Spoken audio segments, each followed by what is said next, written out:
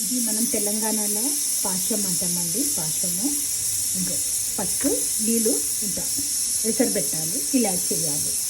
వేసిన తర్వాత ఇది మరిగేటప్పుడు ఏం చేయాలి, ఇంకో ఇవి వేయాలి. ఉండ్రాలు గోధుమ పిండి చేసిన ఉండ్రాలు వేసిన తర్వాత అప్పుడు ఉడికినాక అప్పుడు బెల్లం వేయాలి. బెల్లము కాదు ఇంక వేసిన కదా ఉండ్రాలు నీళ్ళలో ఉడికిపోయింది. చూడండి కొద్దిగా ఉడికితే చాలు, మళ్ళీ బెల్లంతో ఉడకాలి. ఇది ఉడికిన తర్వాత ఇంకో ఇది కొంచెం మైదాపిండి ఒక 4 స్పూన్స్ వేసాను.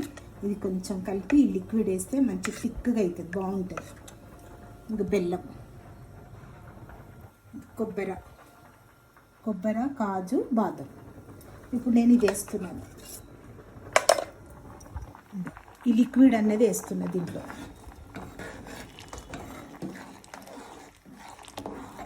మీకు ఇష్టం ఎంతనైనా వేసుకోవచ్చు. ఇది థిక్గా ఉంటే చాలా బాగుంటుంది. ఇది వేసిన తర్వాత ఇంకో బెల్లం వేసేసేయండి.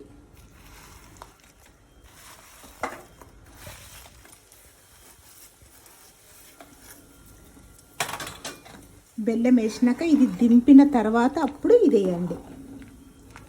చల్లగా అయినాక ఇది వేయండి, అంతే.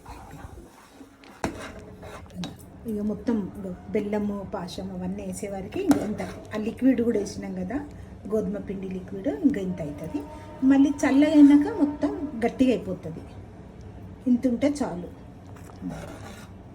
చల్లగా అయినాక గట్టిగా అయిపోతుంది. ఇక పోయి బంద్ చేసేయాలి, ఆఫ్ చేసేసి ఇంకా ఇవన్నీ వేసేసుకోవాలి.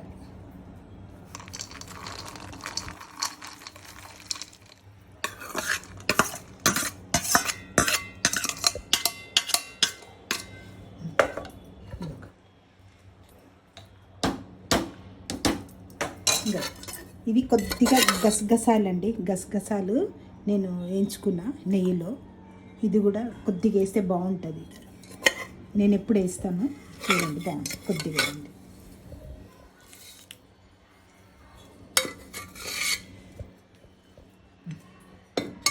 నెయ్యి మీ ఇష్టం వచ్చినంత, సరిపోయినంత నెయ్యి ఎంత వేస్తే అంత బాగుంటుంది. అయిపోయిందండి.